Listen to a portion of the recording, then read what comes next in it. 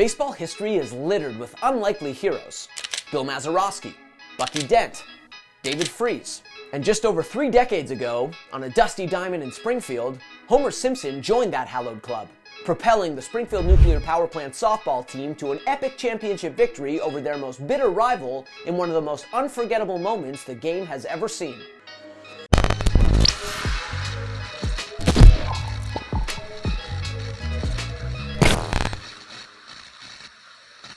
It's no stretch to say that the Springfield nuclear power plant softball team came out of nowhere in their championship season. The year prior, the club had gone just 2-28, and as Lenny Lenford glumly admitted, that was actually their best season to date. However, their fortunes swiftly changed, and it was due to an unexpected breakout from a lowly safety inspector from Sector 7G, Homer Simpson. Now, Simpson was, in spite of himself, a man of many talents. He had previously won a Grammy Award, for instance, as a member of the barbershop quartet the B-Sharps, and he would later go on to be a monorail conductor, a blackjack dealer, and the voice of the short-lived cartoon character Poochie. But a star softball player?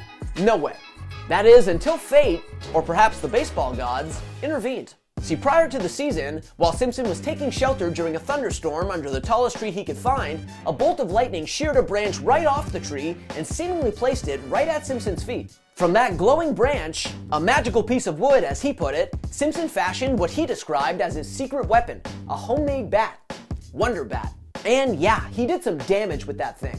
In his first at-bat of the season, Simpson clobbered a grand slam, ultimately lifting his team to victory over the Springfield Police Department. And he just didn't stop.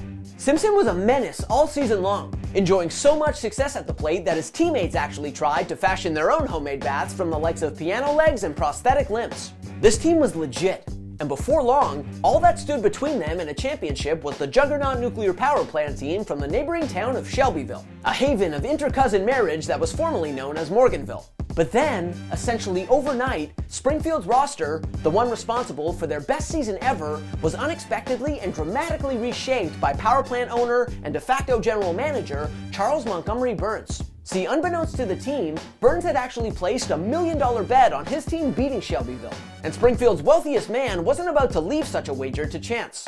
Instead, in one of the countless unscrupulous moves that earned Burns his reputation as Springfield's most diabolical man, he contracted some of Major League Baseball's biggest stars at the time to serve as ringers on his softball team. And I mean stars. Future Hall of Famers like Ken Griffey Jr., Ozzie Smith, and Wade Boggs. An eventual 7-time Cy Young Award winner in Roger Clemens.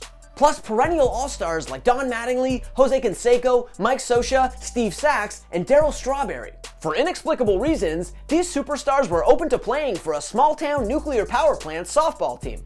And with 9 MLB All-Stars suddenly on board, the plant's original roster and starting lineup got obliterated, Simpson included. His spot in right field got taken by Strawberry, the 1983 National League Rookie of the Year who went on to hit 335 homers in 17 big league seasons.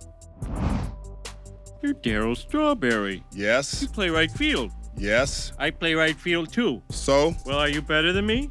Well, I never met you, but yes. And to add insult to injury for Simpson, his cherished bat, Wonder Bat, got destroyed in a live batting practice session against Clemens ahead of the championship game. Ultimately, after a season for the ages, Simpson had become a non-factor for the biggest game of the year. He and the rest of his long-tenured power plant teammates were poised to watch from the bench as some of the biggest names in baseball carried their team to a title. Except, in another shocking twist, that didn't happen. In the hours leading up to the championship game, the lineup of ringers that Burns had curated was decimated by a series of misfortunes and mishaps, each more unlikely than the last. First, Sachs was arrested in connection with an unsolved murder in New York City. Then, Scioscia, who had embraced his ostensibly bogus job at the power plant, was incapacitated by acute radiation poisoning. Meanwhile, Griffey Jr. was felled by a severe case of gigantism, one undoubtedly caused by a sketchy nerve tonic given to him by Burns. As for Canseco, he got tied up helping a woman save her baby, and then each of her possessions, from a house fire. Boggs ended up getting punched out by a local barfly over a debate regarding who was England's greatest prime minister, Lord Palmerston or Pitt the Elder. Clemens, meanwhile, ended up getting irretrievably hypnotized by a team hypnotist that was hired by Burns. He thought he was a chicken. And Smith?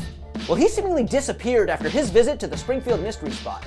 Ultimately, as first pitch approached, Burns' scheme was collapsing in on itself. And get this, although Mattingly was ready and able to play, Burns kicked him off the team moments before game time over a disagreement regarding Mattingly's facial hair.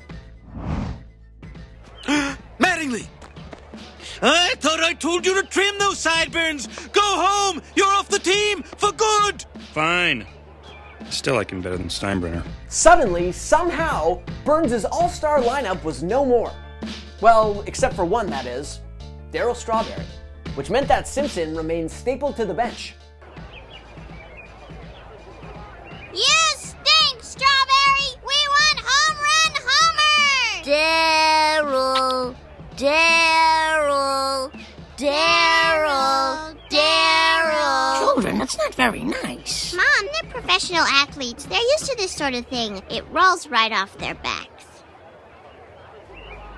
Now, to his credit, despite that ill treatment from a handful of Springfield's fans, Strawberry had himself a day.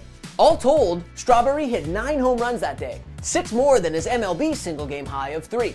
And yet, with the game on the line, it wasn't Strawberry that played the role of hero. It was, in fact, the man he had displaced, Springfield's forgotten hero, Simpson. With the game tied at 43 apiece in the bottom of the 9th, Simpson stepped into the box with the bases loaded, the winning run 90 feet away.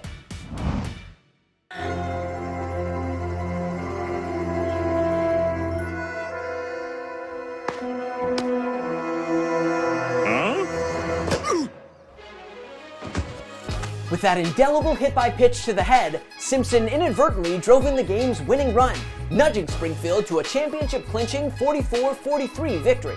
Although Simpson wasn't conscious for the celebration that ensued, his teammates dutifully carried him around the field in triumph before positioning their still knocked-out hero front and center for the championship photo. And to this day, more than 30 years later, that game remains one of the crowning achievements in Simpson's life, and an unforgettable touchpoint in the lives of those 9 MLB All-Stars who got more than they bargained for when they decided to take their talents to Springfield. Thanks for watching. If you like this video and want to see more content like this, hit that subscribe button.